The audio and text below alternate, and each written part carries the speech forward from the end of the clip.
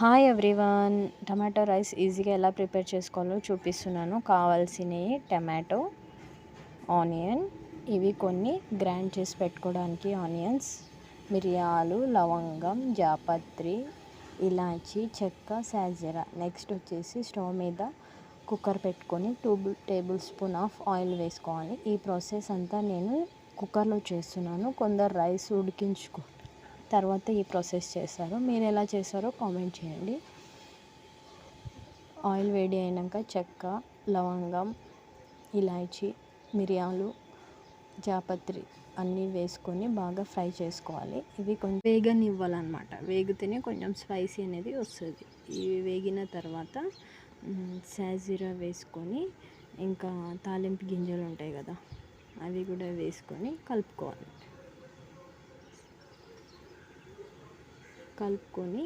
ఇందులో కట్ చేసుకున్న ఆనియన్స్ కూడా వేసుకొని ఫ్రై చేసుకోవాలి.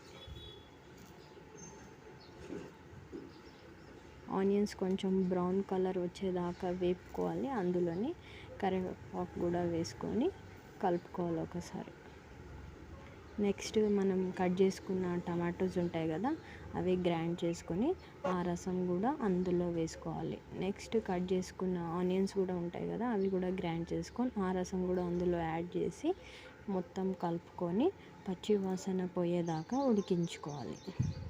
అది ఉడికేలోపు మనం ఇంకో బౌల్లో రైస్ తీసుకొని 3 టైమ్స్ వాష్ చేసుకొని పెట్టుకోవాలి.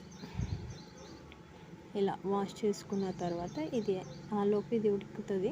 అందులో మనం తగినంత కారం అండ్ సాల్ట్ వేసుకొని, ఇంకా ధనియా పౌడర్ అండ్ గరం మసాలా వేసుకొని కలుపుకోవాలి. మనం వాష్ చేసుకున్న రైస్ వేసుకొని ఇంకోసారి కలుపుకోవాలి. రైస్ వేసుకున్నాక కొంచెం సేపు మగ్గనివ్వాలి. దాని తర్వాతే వాటర్ పోయాలి. మగ్గిన తర్వాతే, ఎంబటే వాటర్ పోయొద్దు. కొంచెం మగ్గనించినాక వాటర్ వేయాలి. నేను ఈ కప్పుతోని 2 కప్ ఆఫ్ రైస్ తీసుకున్నాను. నేను 1 కప్ ఆఫ్ రైస్కి 2 కప్ ఆఫ్ వాటర్ వేసుకుంటున్నాను. మొత్తం 2 కప్ ఆఫ్ రైస్కి 4 కప్స్ ఆఫ్ వాటర్ వేసుకున్నాను.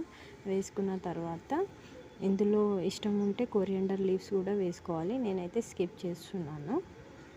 ఓకే, కుక్కర్ మూత పెట్టుకొని 2 విజిల్స్ అయినాక రైస్ రెడీ. ఇదండి ప్రాసెస్. దీనికి కాంబినేషన్ పెరుగు చట్నీ. నేను పెరుగు చట్నీ సింపుల్గానే చేసుకున్నాను. ఓకే అండి, థ్యాంక్ యూ, బాయ్ బాయ్.